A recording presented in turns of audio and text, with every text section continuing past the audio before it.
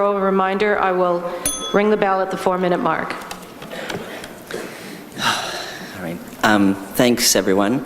And before I start, I would like to, in fact, just kind of put to rest a couple of myths. It's not only trans women who exist. I am a transsexual male. Thank you, Mr. Enos. I just think it's important to acknowledge that trans men also exist. And also, thank you.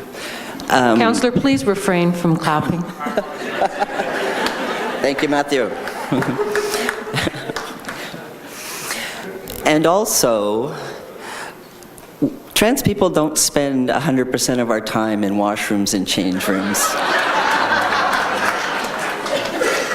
That we actually do our best to lead full, productive lives.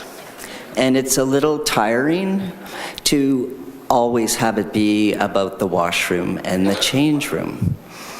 And I do want to say as well that I am able to be here today thanks to the long history of work of trans women in our communities. Trans women of color, poor trans women involved in sex work. Without those women, many trans men and others would not be here. And I also want to acknowledge the amount of privilege I bring to my transgender identity, and that it is my whiteness, my maleness, my ability to speak English and be a full Canadian citizen that props up and makes me palatable as a trans person, because I don't bust any gender normative binaries.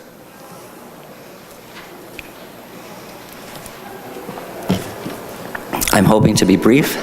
A couple of points, however. This is not the first time that Jim Enos and I have gone back to back in one of these committees. In fact, it was 2012 that Mr. Enos and I brought to councillors' attention that this was going to happen. Let's not refer to anybody else by name, please. Thank you. Keep your comments to without using any names. Thank you. Okay.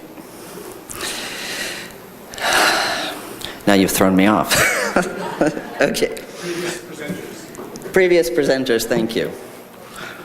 So I would like to suggest to previous presenters, because I do feel that there is a tenacity in the work that they do, and I want to respect that and appreciate that.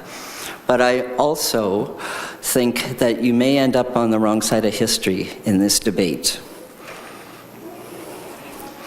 And I hear you when you say that you are fearful for women and children. And so what I would like to recommend, though, that if you are truly, truly invested in the integrity and respect of women in your communities, that perhaps you put that tenacity towards other issues that would actually do much more than continue to protect women and kids other than in the washroom setting. Things like continued access to reproductive rights. Things like leadership amongst your own congregation. Things like not counseling women to stay in abusive relationships.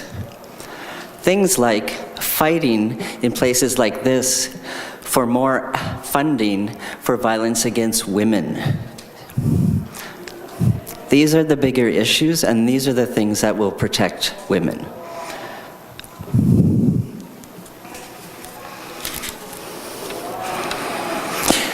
The other point I would like to just briefly make is, very briefly, is that, and it's a bit of a killjoy, but as a former lesbian feminist, I'm kind of used to being a bit of a killjoy. In fact, I have a long history of it. And so I do appreciate the work of Councillor Green and Councillor Johnson and others. But I think what's happening today is a narrative that's not exactly completely truthful. And although we are here, most of us, because of previous presenters, I also want to remind people what got us here today was the City of Hamilton. and their refusal to respect trans women accessing women's washrooms. And this was not a trans woman with the amount of privilege that I have. This was one of the most vulnerable, marginalized trans women in our community. And so I want to switch that narrative and remind folks why we're here. Thank you. You're at your 5 minutes. Thank you. Are there any questions for, sorry, Mr. Rowe? Are there any questions for Mr. Rowe? Seeing none, thank you for your